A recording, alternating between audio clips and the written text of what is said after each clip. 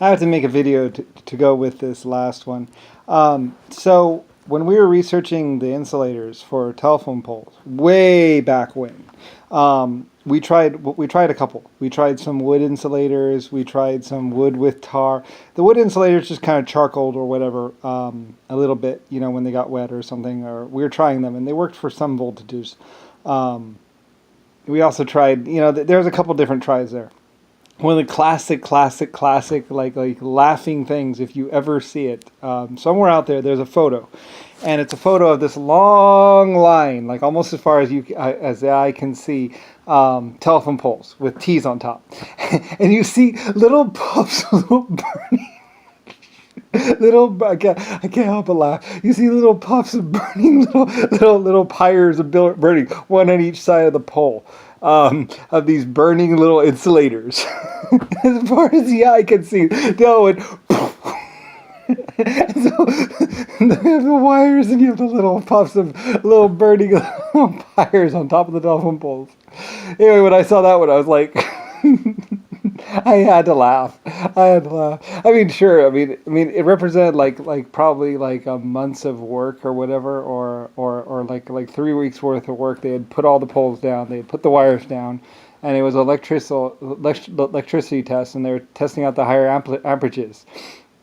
And spectacularly, one night when they were doing it, I think I told them to do it on purpose, actually, to go ahead and test it out. And I think they would test out these things at night because you can see the sparking in action. I said, just do all the research at night, so you can see the arcing between the wire and the insulators. And so one night they're upping the amperages higher and higher and higher and higher and higher, actually higher and higher and higher and higher, until finally every single one of them went.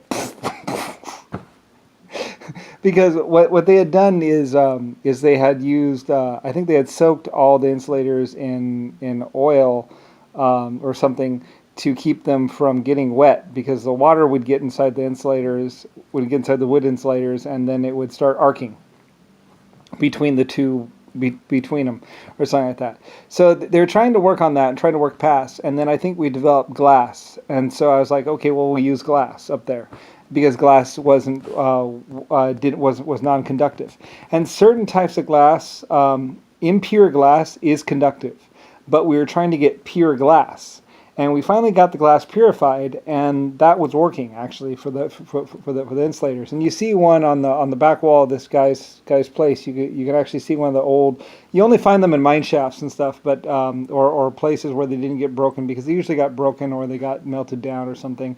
So they're a rare find when you actually find one of the solid glass insulators or pure glass.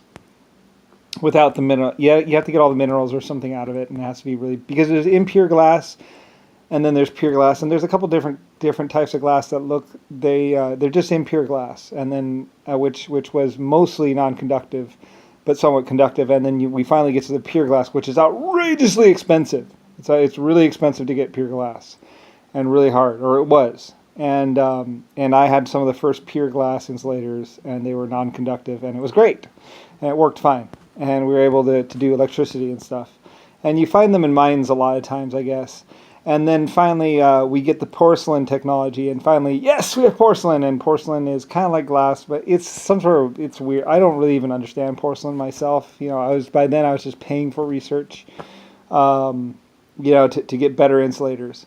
And they do the single insulator or whatever. Anyway, though, it's something that I was a part of way back in time, and because I was paying for it all, I got to see all the fun pictures of all the tests.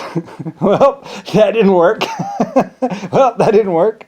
We went through a lot of different insulators and a lot of different tests before we finally got the first insulators, and then wood insulators. In mines sometimes you'll see like these little things that look, they're insulators. They're we had wood insulators, and then we had the glass insulators. Most of the wood insulators have fallen apart. I think the wood insulators might have been made out of ironwood or something like that. It's a hardwood. You might find these little things. They're made of ironwood or hardwood, or they're hardwood, but then they have things where wires would go around them. Look kind of like yo-yos. but they were insulators, and I doubt you'd find them in any mines, but they were used in mines. And anyway, though, lots of different insulators. Me and electricity go way back. Me and steam. Me and everything, really, a lot of things. Because I was paying for a lot of stuff because I had the biggest mines putting out the most amount of metal, and you know what money's made out of metal.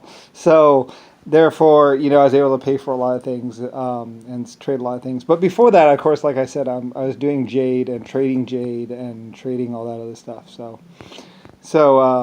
And trading knives. I gave Indians the sharpest bone things. I think they were making the bone things and making the jade, not jade. It's like glass stuff. For arrows and stuff. And then later on, I gave them the metal tips and stuff, which they used. Indians were like my hunting, my extreme scouting party. A long time ago, Indians were like my expert hunters and leather people. And then later on, as the years go by, things change and stuff. But and then I actually told them to head for the hills when things started going bad and people started hunting them down for some reason. I don't know why the public opinion had swung from them being superstars to them being hunted, but for some reason people were hunting them, so I told them to go to the cold places where people wouldn't go, and wait until things were safe and then come back, and they did. Some of them went up to the cold and some of them stayed, and some of them had to fight with people. Anyway, it's weird though, time, history, space, all that stuff, me leading my people, me keeping people safe. I mean, it was hard. I tried to protect as many people as I could with all the rumors and all the different effects and all the different things that were going on.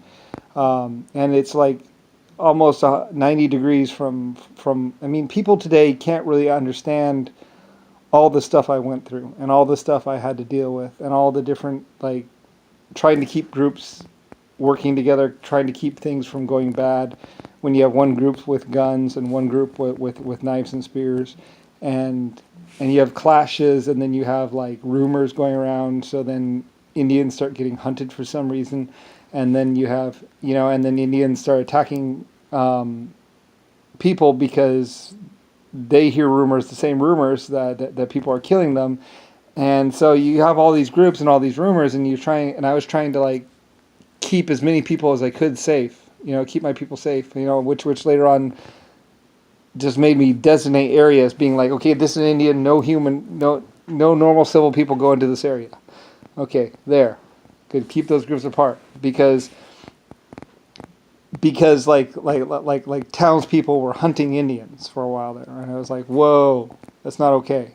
And there were reports of like Indians getting lynched, and I even saw pictures of Indians getting hung or whatever, or lynched, and it's like, whoa, that's not okay. Just from rumors. I mean, this whole rumor thing really became a problem for me. Anyway, we're talking about insulators right now, so not Indians, but anyway, but that's, there's a lot of different things.